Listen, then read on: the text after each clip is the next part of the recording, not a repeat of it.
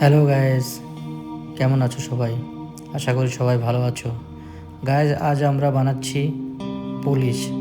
এটা মূলত আমরা যখন ব্রেড বানাই, ব্রেড বানানোর আগে এটা একটা মিক্সচার ইস্ট, এটা মূলত ময়দা এবং অল্প ইস্ট, লিটল বিট ইস্ট এবং হালকা একটু সুগার অ্যাড করে এটাকে মিক্সটা রেডি করে কিছু সময়ের জন্য হোল্ড করে রাখতে হয়।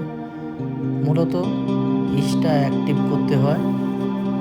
তো এটার মূলত আমরা ব্রেডে ঢেলে থাকি।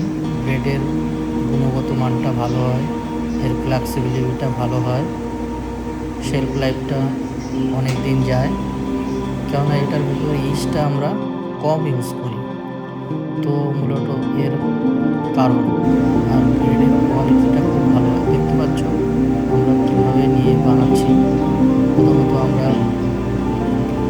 একটু হালকা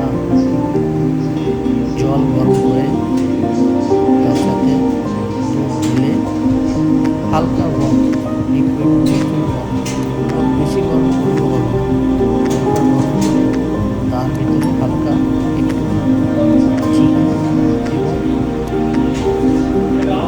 ইস্ট, অল্প পরিমাণে ইস্ট দিয়ে এটাকে আধা ঘন্টার মতো গরম করে রাখতে হবে।